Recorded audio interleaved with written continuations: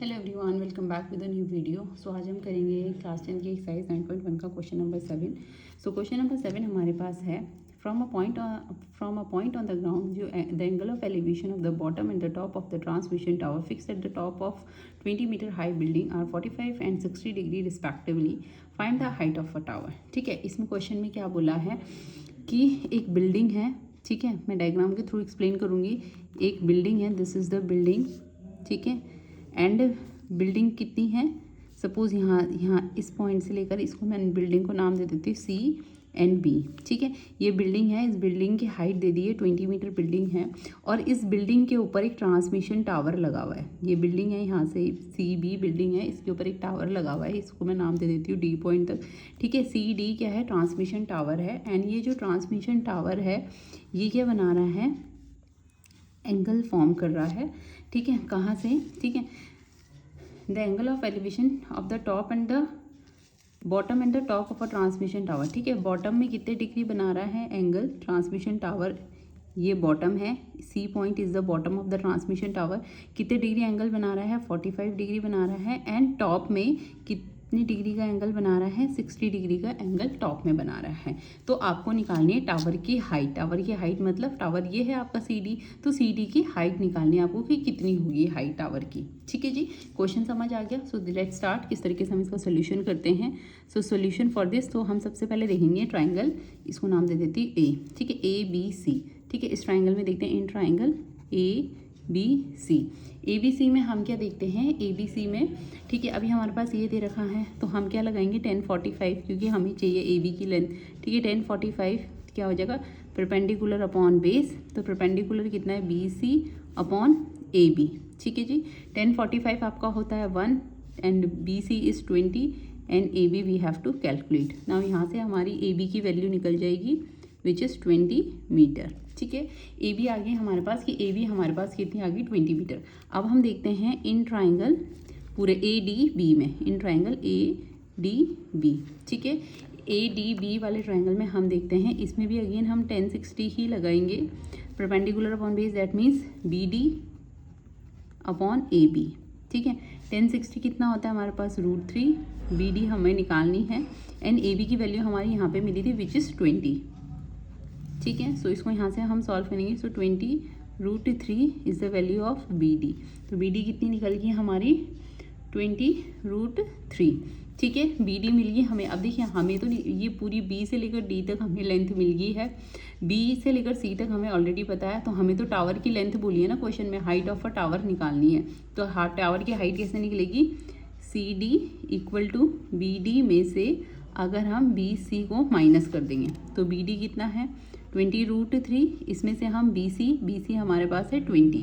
ठीक है, इसको माइनस कर देंगे, so it will come √3 - 1। So this is the answer.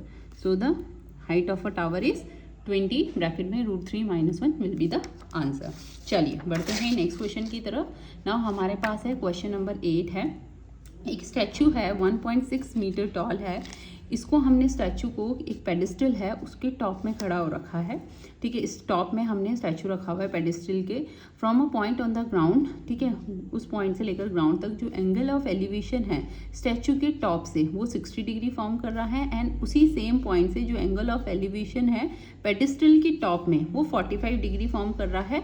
तो हमको हाइट निकालनी है पेडिस्टल की कि पेडिस्टल की हाइट कितनी होगी। सो सबसे पहले हम इसके लिए डायग्राम बना लेते हैं। डायग्राम बनाना जरूरी है। देखिए ये पेडिस्टल है, पेडिस्टल की हम ले लेते हैं C B is the height of the pedestal. ठीक है, इस पेडिस्टल के ऊपर हमने एक स्टैचू रखा है।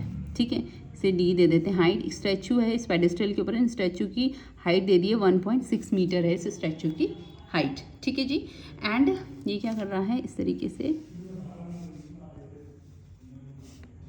ठीक है, अब इन्होंने क्वेश्चन बोला from a point on the ground जो एंगल ऑफ एलिवेशन है top of the statue, statue के टॉप में कितने डिग्री का एंगल बना रहा है, 60 डिग्री का एंगल फॉर्म कर रहा है। And from the same point, इसी पॉइंट से ही जो एंगल ऑफ एलिवेशन है पेडिस्टल के टॉप में, अब ये पेडिस्टल है, पेडिस्टल का टॉप सी पॉइंट है। ठीक है, इसमें कितने डिग्री का एंगल बना रहा है, ये बना रहा है आपके 45 डिग्री एंगल फॉर्म कर रहा है, ठीक है। सो आपको पेडिस्टल की हाइट निकालनी है। सो पेडिस्टल मतलब BC की हमको हाइट निकालनी है। दिस इज द पेडिस्टल, सो इसकी हाइट हमको निकालनी है। इस पॉइंट को हम दे देते हैं A नाम, ठीक है जी। सो अभी हम देख लेते हैं इन ट्राइंगल। सबसे पहले हम ट्राइंगल ABC वाले में देखते हैं। सो अगेन हम लगाएंगे 10 45। सो इस वाले ABC इस वाले ट्राइंगल में, सो परपेंडिकुलर अपॉन बेस हो जाएगा, ठीक है। सो आपका 10 45 1 होता है, ठीक है। अभी हमें यहाँ पे ना BC की लेंथ गिवन है ना हमारे पास AB की लेंथ गिवन है। मैं AB को इधर ले आती हूँ, AB इज इक्वल टू BC हो जाएगा हमारे पास। This is first equation. AB आपके BC के इक्वल आ जाएगी और ये हो गई हमारी फर्स्ट इक्वेशन, ठीक है जी। सो अभी हम देखते हैं दूसरे वाले ट्राइंगल में, यानी कि ADB में, इन ट्राइंगल ADB, ठीक है। ADB में भी सेम हम लगाएंगे 1060। 1060 कितना होने वाला है? 1060 again perpendicular BD upon AB, ठीक है। एंड ये जो BD है, ठीक है, 1060 होता है आपका √3। 1060 कितना हो गया आपके पास? √3 है। इस BD की जगह पे ये BD पूरा इतना है, ठीक है। इसको मैं ब्रेक करके लिख सकती हूँ ना, BC प्लस CD, ये लिख सकती हूँ BC plus CD upon AB, ठीक है। BC प्लस CD, ठीक है। अभी हमने यहाँ पे क्या लिखा है? AB is equals to BC, तो AB की जगह मैं क्या लिख सकती हूँ? BC लिख सकती हूँ, क्योंकि दोनों इक्वल है, ठीक है। इतना क्लियर है? चलिए, सो अभी हम नेक्स्ट इसको इधर भेज देते हैं। √3 BC is equal to BC plus CD की हाइट हमारे पास गिवन है 1.6।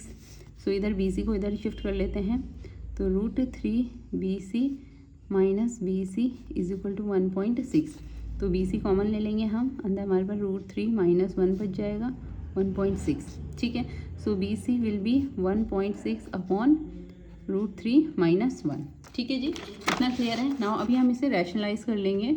BC is equal to 1.6 √3 minus 1, इसको हम √3 प्लस 1 एंड √3 प्लस 1 से करवा देंगे, ठीक है।